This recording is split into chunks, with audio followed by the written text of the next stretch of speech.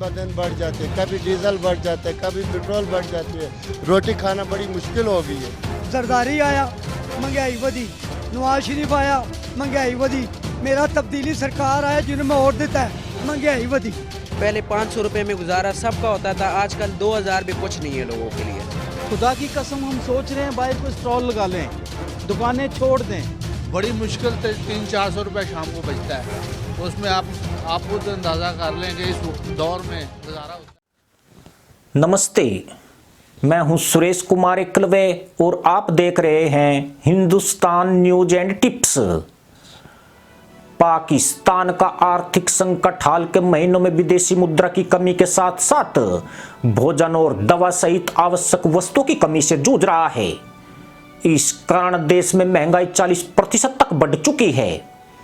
लोगों को सब्सिडी वाले गेहूं के आटे के लिए कतार में खड़ा देखा गया है। इस कारण पाकिस्तान में जोरदार हिंसा भी हुई है, जिसमें 2 दर्जन से ज्यादा लोग हुरों की खोज में प्रस्थान कर गए। अब द पाकिस्तान मिलिट्री मॉनिटर की एक रिपोर्ट ने पाकिस्तान सरकार और मदरसा पैदाइश के होश फाख्ता कर दिए हैं। रिपोर्ट में बताया गया कि देश में आर्थिक स्थिति गंभीर होने वाली है, जबकि अंतर्राष्ट्रीय मुद्रा कोष से बेल आउट पैकेज की उम्मीद भी कमजोर पड़ रही है। देश भर में गेहूं की कमी देश को अराजकता की ओर ले जा सकती है। पाकिस्तान के खराब आर्थिक हालात खाद्य संकट के लिए जिम्मेदार हैं। पाकिस्तान की गरीब जनता महंगाई की मार झेल रही है और उसकी मदद करने वाला कोई नहीं है। बढ़ती महंगाई ने आटे का संकट पैदा कर दिया है, जिसके कारण समोसे और पकोड़े जैसी आम चीजों की कीमत हद से ज्यादा बढ़ गई है। यही नहीं, पाकिस्तान का अनाज संकट अब और भी बड़ी मुसीबत लाने वाला है।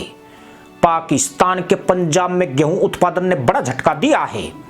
वित्त वर्ष 2022-23 के दौरान 28.4 मिलियन टन गेहूं के उत्पादन का अनुमान लगाया गया था, लेकिन उसके 26.7 मिलियन टन रहने की संभावना जताई जा रही है। यानी इस उत्पादन में भी 1.7 मिलियन टन गेहूं की कमी आ गई है। ऐसे में पाकिस्तान को इस साल भी गेहूं के आयात पर निर्भर रहना पड़ेगा और मदरसा पैदाइश के भूख से मरने के हालात बने रहेंगे। गेहूं का आयात भी मदरसा मुल्क को ऐसे समय में करना पड़ रहा है जबकि वह डॉलर की भारी कमी का सामना कर रहा है और जाहिल कौम के तहमंद फटकर रोशनदान हो चुके हैं। लेकिन पाकिस्तान के साथ केवल आर्थिक संकट ही एकमात्र मुद्दा नहीं है। पाकिस्तान अन्य सभी समस्याओं के साथ एक गंभीर संस्थागत संकट में आ गया है।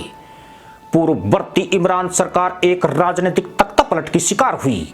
उसके बाद शहबाज शरीफ के नेतृत्व में विपक्ष द्वारा एक साथ मिलकर बनाई गई गठबंधन सरकार द्वारा उसे हटा दिया गया। लेकिन आर्थिक संकट को दूर करने में न तो कोई प्रगति हुई और न ही निर्वाचित सरकार ने इस दिशा में कोई प्रयास किए।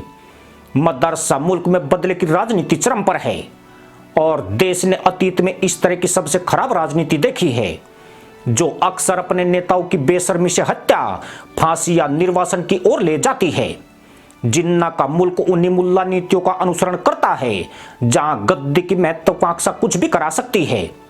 पाकिस्तान में मचे इस राजनीतिक घमासान ने मदरसा पैदाइश के हाथ में कटोरे और तशरीफ पर झुंझुने लटका दिए हैं, जिनकी खनक से दुनिया भर में मदरसा मुल्क की मुनादी हो रही है और अब इस फंटर मुल्क की छवि एक भिखारी देश की बन गई है।